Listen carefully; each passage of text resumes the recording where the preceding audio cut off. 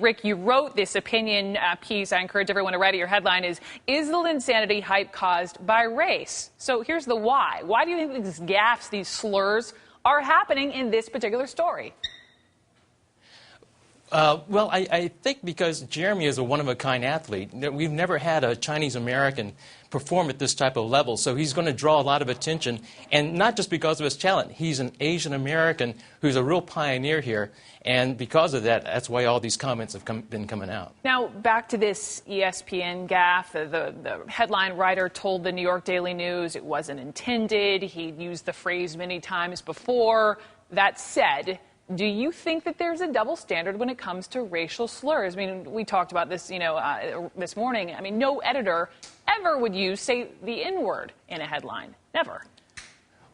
Right. As that Saturday Night Live skit showed, there is a bit of a double standard.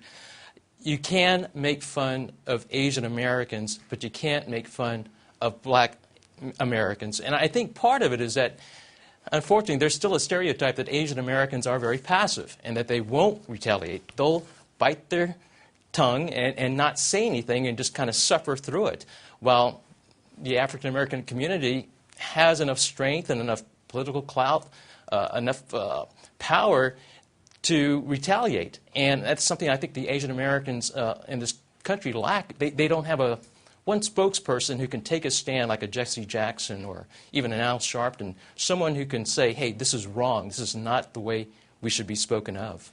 Do you think the storyline surrounding Jeremy Lin will help at least slow that?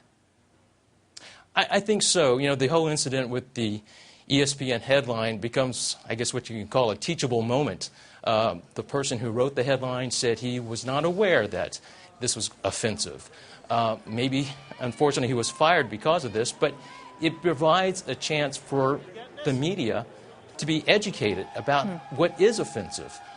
Growing up as a Chinese American, the C word, so you might say, I've heard it, and it's probably the most hurtful word you can use towards a Chinese American, similar to how the N word is used towards African Americans. We played the sound from Jeremy Lin after what happened over the weekend on the headline with ESPN, and he said, I don't care, it's fine, no big deal. Do you wish he'd taken a stronger stance and said, no, this isn't okay, and here's why? No, I think he's taken the higher road. Yeah. As you mentioned, the writer has apologized. He's letting it go. I think Jeremy did the right thing. I think ESPN took the appropriate action in firing the headline writer and suspending the sportscaster who used that term as well. So I think Jeremy's doing the right thing and letting it go. Bottom line, biggest takeaway from the Linsanity, sir?